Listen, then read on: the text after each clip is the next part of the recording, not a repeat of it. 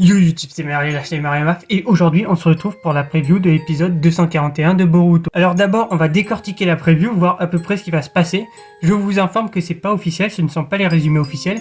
Il est donc possible que ce que je dise soit faux. Ceci dit, ce qui est officiel là par contre, ce sera le staff technique de l'épisode, on décortiquera aussi et on verra si c'est un bon staff technique, si ça promet quelque chose ou pas. Bon, donc qu'est-ce qui va se passer dans cet épisode?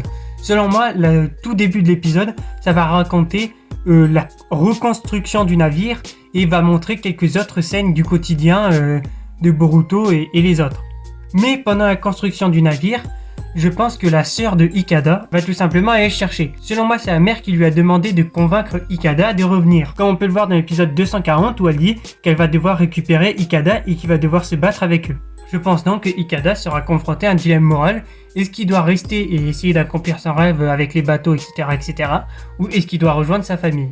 Bon, maintenant on va passer au staff technique de l'épisode et au niveau de la réalisation et du storyboardage, nous retrouverons Yoshifumi Sasahara. Alors lui, vous le connaissez, il a tout simplement travaillé sur l'épisode 223 de Boruto, qui est selon moi le meilleur épisode, je pense, de l'arc examen des Chunin nouvelle génération, qui avait vraiment une réalisation, un style artistique et de super bonnes idées. Il a aussi travaillé sur Black Clover, sur des gros épisodes de Black Clover, donc au niveau réalisation, en théorie, ça devrait plutôt être très bon.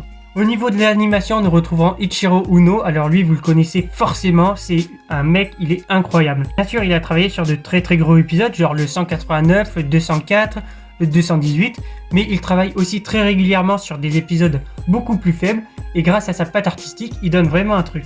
Les 3 derniers épisodes sur lesquels il a travaillé, c'est le 236, 231 et le 224. Au niveau du scénario, nous retrouverons Toko Mashida, et au studio d'animation, nous retrouverons Engine Animation. Alors eux, ils travaillent un peu plus rarement sur Boruto que d'autres studios du genre Jiwo, mais récemment, ils ont quand même fait les épisodes 229, 220 et 211, donc ils reviennent à peu près tous les 10 épisodes. Selon moi, ce sera donc un bon épisode, avec un style graphique plutôt intéressant, et une bonne réalisation, ainsi qu'un bon storyboardage. Bon, voilà, je pense qu'on a fait le tour des points importants à savoir sur l'épisode 241 de Boruto. Je vous dis à la semaine prochaine pour avoir la preview du 242, qui, alerte spoiler, ça annonce vraiment très bon. En tout cas, n'hésitez pas à me dire ce que vous attendez de cet épisode dans les commentaires, comme d'habitude.